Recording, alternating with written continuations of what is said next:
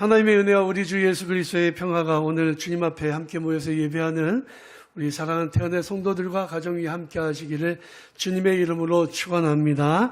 오늘은 예수님의 상상순 설교 세 번째 시간입니다. 9절 말씀, 화평케 하는 자는 복이 있나니 그들이 하나님의 아들이라 일컬음을 받을 것이며 라는 말씀을 중심으로 평화를 이루는 사람들이라는 제목으로 함께 은혜를 나누겠습니다. 여러분, 마음이 평안하십니까? 혹시 마음이 불안하고 걱정이 있지는 않으십니까? 우리가 세상을 살아가면서 정말 많은 걱정과 불안과 고민을 가지고 살아갑니다.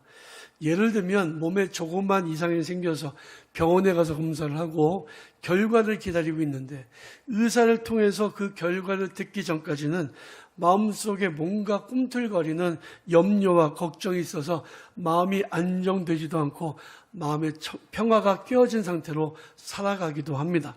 옆에서 누가 뭐라고 얘기해도 그 생각에 몰두해 있으면 무슨 소리 했어? 제대로 듣지 못하게 되는 거죠.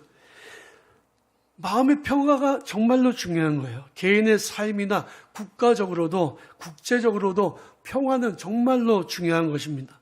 그런데 아무리 눈 씻고 봐도 세상에는 진정한 의미의 평화는 없습니다. 평화가 있는 줄 알았는데 잠시 후에 보면은 평화가 쉽게 깨어져 있어요. 우크라이나 전쟁 일어날 거다 이런 얘기도 있었지만 설마니 일어나겠느냐 이런 말도 있었잖아요. 봄에 일어난 전쟁이 아직도 끝나지 않고 있고 그 전쟁의 여파로 세계에 있는 모든 나라들이 경제적인 위기를 경험하고 있습니다. 북한은 밤새도록 406발인가의 포를 쏴대고 미사일을 쏴대고 이제는 핵 실험을 할 것 같다는 얘기도 있습니다. 사람들은 평화를 원하지만 평화는 쉽게 오지 않습니다. 그리고 평화를 지키는 것은 훨씬 더 어렵고 힘든 일입니다. 그래서 우리는 평화를 누리고 살아가야 되는데 그러기 위해서는 해야 될 일이 있습니다. 먼저는 평화를 심어야 되고 평화를 가꿔야 되고 그리고 그럴 때 평화의 열매를 거둘 수 있게 됩니다. 평화를 심는다는 것은 어떤 의미가 있을까요? 평화가 없는 척박한 땅에 평화에 대한 소망을 심는 것입니다. 사실 평화란 하루아침에 이루어지지 않습니다. 과거에 우리나라의 교회들이 북한의 아기들에게 분유를 공급했던 일이 있었습니다.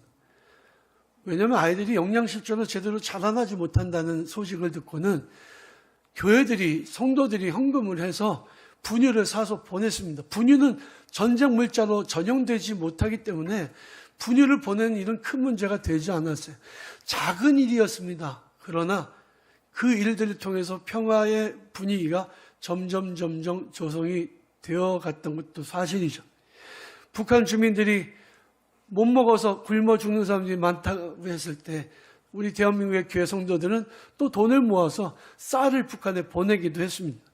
인민군대의 식량으로 전용됐던 얘기도 있지만 하지만 이 일이 평화를 심는 일을 위해서 정말 중요한 일이라고 생각했기 때문에 성도들이 이 일에 동참을 했던 거죠. 여러분, 씨앗을 심으면 그 씨앗은 언젠가 나무로 자라납니다. 마찬가지로 평화의 씨앗을 심으면 평화의 나무로 자라나게 되고 평화의 열매로 거두게 됩니다. 그러나 평화의 씨앗을 심는다는 것은 결국 힘들고 어려운 일이에요. 성경에 보면 울면서 씨를 뿌리는 자는 기쁨으로 단을 거두어 드릴 것이라는 말씀이 있습니다. 여기서 한 가지 주목해야 될 것은 울면서 씨를 뿌린다는 거예요.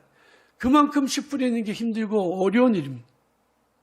평화를 가꾼다는 것은 어떤 의미일까요? 평화의 씨앗이 떨어져서 그 씨앗이 싹이 나고 자라는 동안에 평화가 자라나는 것을 방해하는 공격들이 계속적으로 일어나게 됩니다.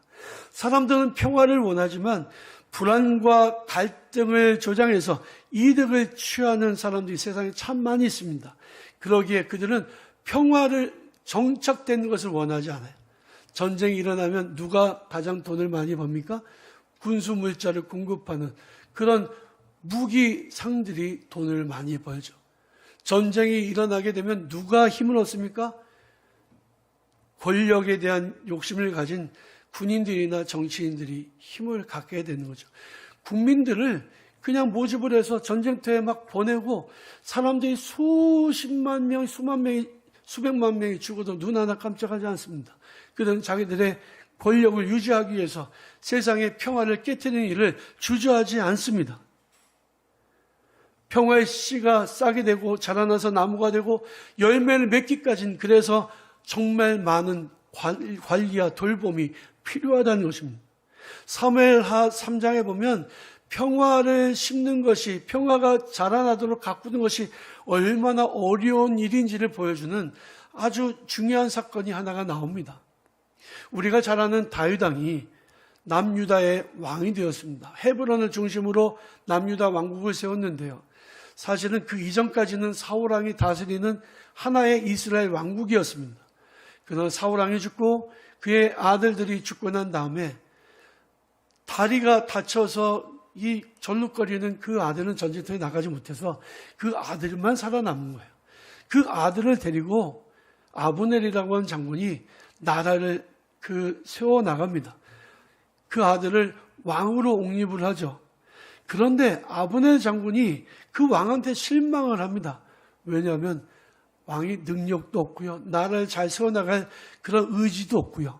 정신이 박약하고, 그리고 특히나 자기를 무시하는, 그래도 자기가 그 나라에서 그 서열 넘버 원인데 자기를 무시합니다. 그래서 너무 화가 나서 남유다의 왕국의 왕이 된 다윗과 평화 조약을 맺으러 가요. 이 소식을 전해드는 다윗은 이것은 정말 좋은 일이거든요. 왜냐하면 남과 북이 하나 되는 것은 정말 좋은 일이니까. 그래서 아브넬 장군을 내려오게끔 하고 만납니다. 이제는 나라가 하나가 되도록, 다윗을 중심으로 하나가 되도록 아주 중요한 협의를 하고 이제 아브넬이 올라가는데, 그 소식을 듣고 가장 기분 나빴던 사람이 있었습니다. 남유다의 장군이었던 요압이었습니다. 요압은 다윗에게는 1등 공신이었고, 그리고 권력 서열 다윗 다음에 있었던 사람이에요. 그러나 그는 남과 북이 하나가 되는 것을 원하지 않았습니다. 평화가 이루어지는 것을 원하지 않았습니다. 왜냐하면 권력을 나눌 수 없기 때문에. 아브넬이 1등 공신이니까 나라가 평화롭게 되면 아브넬이 아마도 제일 높은 자리를 차지하게 될 거 아니겠습니까? 요압은 원하지 않았습니다. 특히나 북이스라엘의 아브넬은 요압에게는 원수였습니다. 당시에는 남과 북이 크고 작은 분쟁이 이 접경 지역에서 일어났는데, 이것은 서로 약초된 일이었습니다. 북쪽의 군인들과 남쪽의 군인들이 서로 조금만 전쟁을 일으키자, 그래서 1명이나 2명 정도 죽는 소금의 전투가 매일 벌어졌습니다. 그 전쟁이 벌어지는 동안에 왕도 군인들한테 꼼짝을 못하는 거예요. 전쟁이면, 전쟁이 일어났을 때는 군인들의 힘이 가장 세거든요. 그 권력을 유지하기 위해서 북쪽의 아브넬과 남쪽의 요압이 서로 비밀 협약을 맺었던 거예요. 그런데 전쟁을 하다가 요압 장군의 동생이 전쟁터에 나가서 공을 세우겠다고 이 아브넬 장군을 쫓아갑니다. 아브넬이 도망가요. 왜? 싸우면은 자기가 분명히 그 요압의 동생을 죽일 줄 알았기 때문에. 도망가면서 말합니다. 나를 쫓아오지 마라. 너가 나를 이기지 못한다. 내가 널 죽이면 내가 어떻게 너희 형을 보겠니? 그런데도 끝까지 쫓아가다가 결국에는 요압의 동생이 죽고 마는 거죠. 너무너무 화가 난 요압은 아브넬을 기회가 있으면 죽이려고 했습니다. 더군다나 아브넬이 내려와서 평화 조약을 맺고서 올라가는 길이었어요. 요압은 불러다가 몰래 조용히 비밀스러운 얘기를 하려고 하는 것처럼 하다가 품에서 칼을 빼서 아브넬을 죽여버립니다. 다윗에게서는 이 일은 정말 커다란 충격이 아닐 수 없었습니다. 남과 북이 하나 될 수 있는 좋은 기회였고, 평화가 이루어질 수 있는 좋은 기회였는데 요압이 다 망친 거예요. 그리고는 북의 군대 장관인 아브넬이 암살을 당했으니, 평화 조약을 맺으러 내려왔다가 암살을 당했으니 이것은 남과 북이 이제 전쟁이 일어날 수밖에 없는 큰 사건이 되었던 것입니다. 그때 다윗은 결단을 하고 아브넬을 위해서 국가 장례를 선포합니다. 그리고는 자기가 직접 상주가 되어서 그 장례식을 성대하게 치러줍니다. 내가 죽인 게 아니다.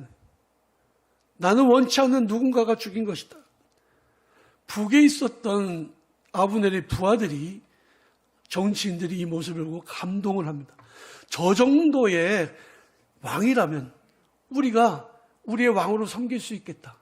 그리고는 그 북쪽에 있는 군인들과 정치인들이 모두가 다 다윗과 하나가 돼서 평화를 이루게 되었다는 것이 사무엘하 3장에 나오는 내용이에요. 여러분, 평화를 갖고 나가는 동안에 평화를 원하지 않는 악한 것들의 공격이 있을 수 있습니다. 우리나라도 마찬가지죠. 우리나라도 평화를 이루기 위해서 조약을 맺고 9.19 조약도 맺고 서로 공격하지 않기로 다 약속을 했습니다마는 과연 북한의 김정은이 평화를 원할까요?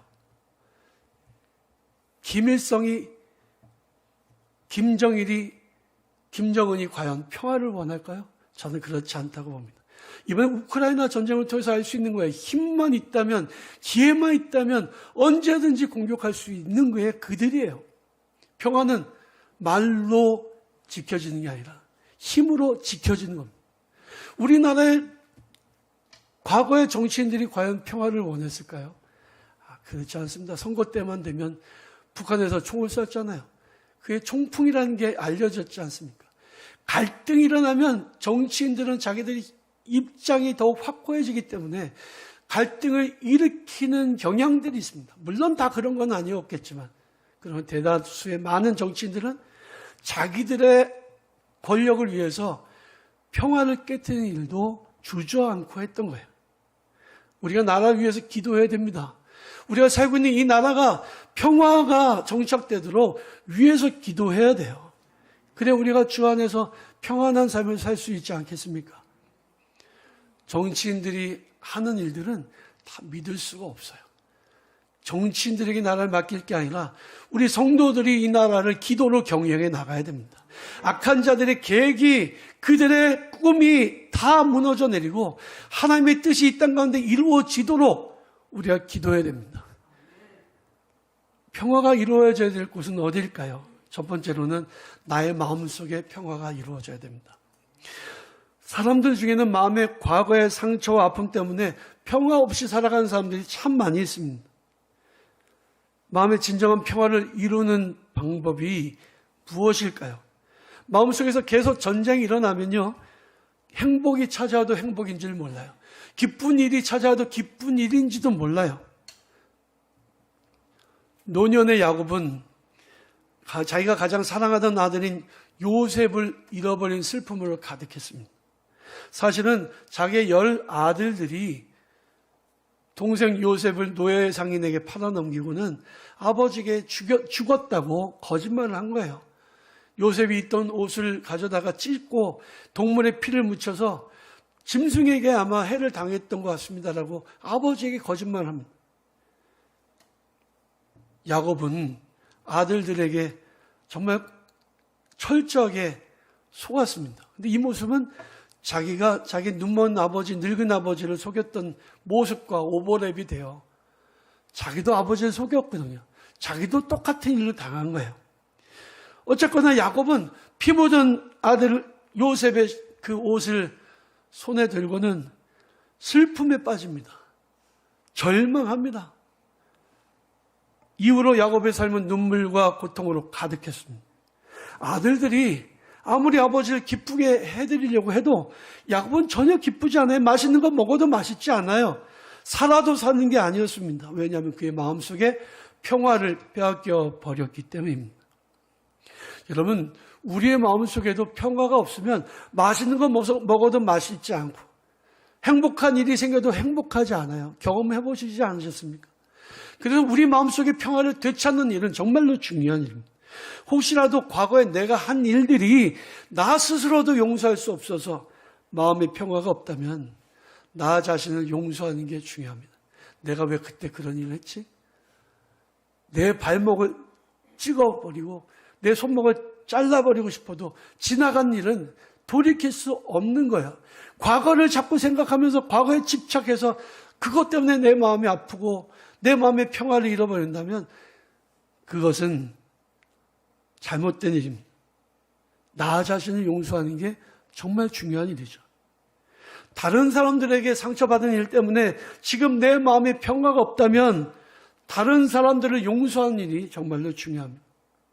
사람들은 과거에 매여서 살면서 과거의 사람들, 그들이 나한테 한 일에 대해서 정말 분노합니다. 매일같이 꺼내서 그 남들이 나에게 잘못한 일들을 생각하고 그리고 슬퍼하고 원망합니다. 여러분, 그러면 내 마음속의 평화는 절대로 이루어지지 않습니다. 과거의 상처를 잊고 현재를 살아가는 것이 마음의 평화를 이루는 일을 위해서 정말 중요한 마음 자세인 거죠. 내 마음이 평화로워야 내가 행복한 삶을 살 수 있기 때문입니다. 두 번째로는 가정의 평화가 이루어져야 됩니다. 여러분들의 가정은 아마도 평안하실 거예요. 그러나 그렇지 않은 가정도 아마 있으실 것입니다. 요즘에 신문이나 방송에 보면 자주 나오는 뉴스가 가족 간의 갈등이에요. 아들이 아버지를 죽인 일도 상당히 요즘에는 흔한 일이 되어버렸습니다.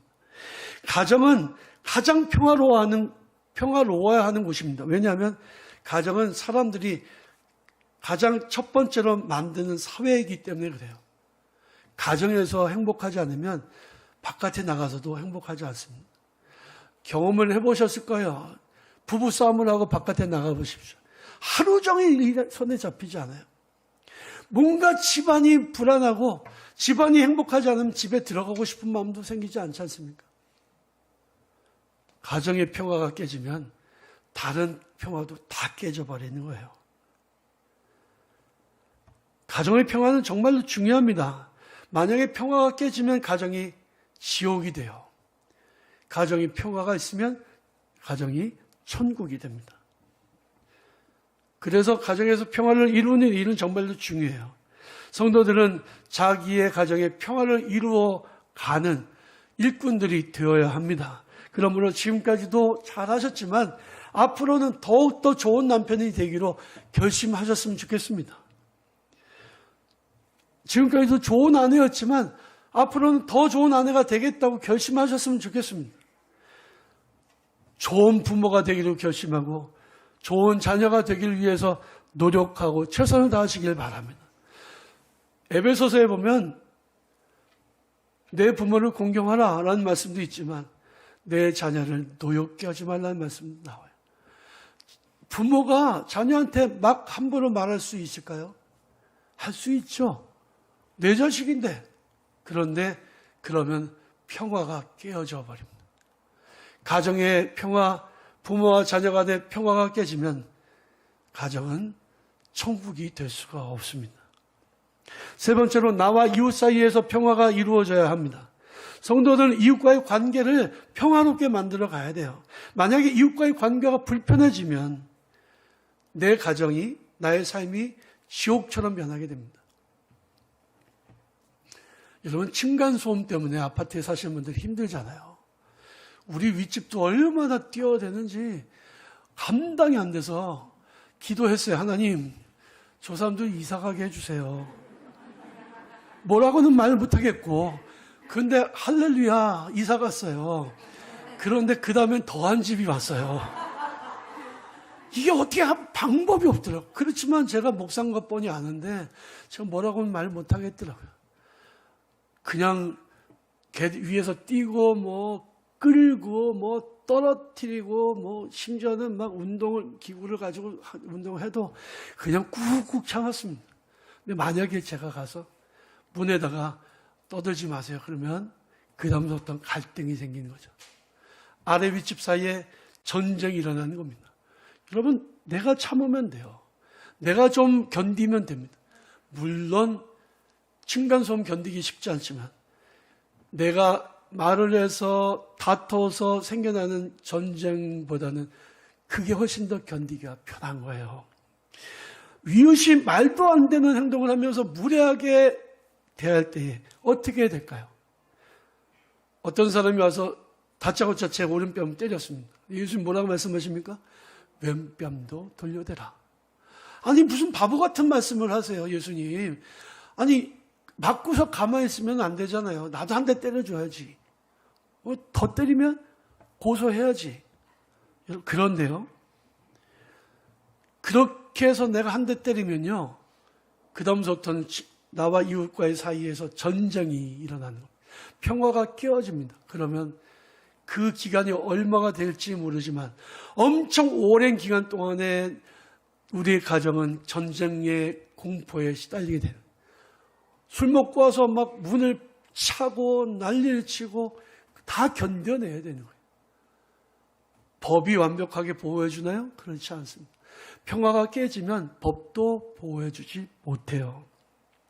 이웃과의 관계에서 내가 평화를 이루어야 되는 이유가 중요한 것은, 내가 이웃과의 관계가 전쟁의 관계고 평화가 깨어진 상태에서는 그들에게 복음을 증거할 수 없습니다. 그들이 나를 보고 예수 믿는 것들이 더해. 예수 믿는 태은교회 교인이라면 아유, 교인들이 더해. 아마 한 영혼을 실족시키는 것이 정말 엄청나게 끔찍한 죄인 것을 우리가 안다면 다른 사람과의 관계에 우리는 신중해야만 합니다. 평화를 이루지 못하게 되고 다른 사람들이 복음을 전할 수 있는 기회도 사라지게 되고 그 사람이 오히려 나 때문에 아예 교회 근처도 가지 않는 일들이 생겨날 수도 있습니다. 그리스도의 향기를 발해야 될 우리가 이웃들에게 악취를 바라게 됩니다. 그래서 성경은 뭐라고 말씀합니까? 악을 악으로 갚지 말고 선으로 악을 이기라. 선으로 악을 이긴다는 게 정말 어려운 일이에요. 그런데 적어도 내 안에 평화가 깨어지지는 않습니다. 이삭은 블레셋 사람들에게 엄청나게 시달렸습니다. 우물을 빼앗기고 기형에 다 파놓은, 힘들어서 파놓은 우물을 돌로 메웠습니다.